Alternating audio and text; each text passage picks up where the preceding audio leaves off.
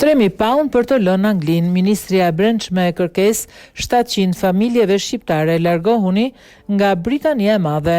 Familjeve shqiptare që përmendi Ministria Britanike e Punëve të Brendshme, Shabana Mohamed, se do të deportohen nga Britania pasi u ka mbaruar e drejta e qëndrimit në ishull, mund të ofrohen më shumë se 3.000 sterlina për të larguar vullnetarisht nga Britania e Madhe. Kjo pasi Shqipëria ka nënshkruar në 2022 marrëveshjen e riadhesimit të shqiptarëve përmes kryeministrit Rama dhe ish kryeministrit britanik Rishi Sunak.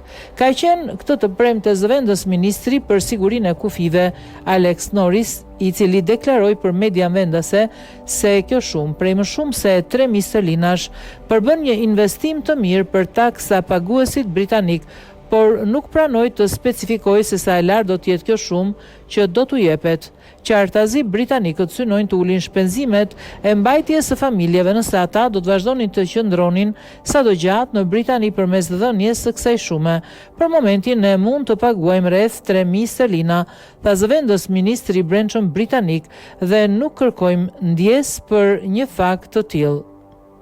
Ndërkohë, në një lajm tjetër, fëmijët e azilantëve që kanë dështuar me kërkesat e tyre të azilit do të largohen nga Britania edhe nëse ata kanë lindur në ishull, deklaroi Alex Norris, duke folur për gazetën The Telegraph të Londrës.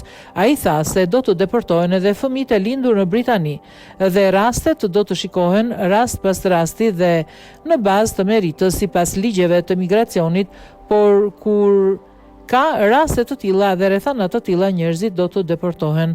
Taksa paguesit britanik vazhdojnë të paguajnë për strehimin e azil kërkuesve me fëmijë të cilëve ju është refuzuar azili dhe nuk kanë pranuar të largohen vullnetarisht nga Britania drejt Shqipërisë. Lajmi në fillim për dobimin e 700 familjeve shqiptare e bëri Ministria Laboriste e Punëve të Brendshme, Shabana Mohamed, në Parlamentin britanik kur njoftoi reformën në fushën e migracionit, ndërkohë ajo po shqyrton mundësinë e rritjes së shumës që do t'u jepet këtyre familjeve nëse pranojnë të largohen vullnetarisht nga ishulli.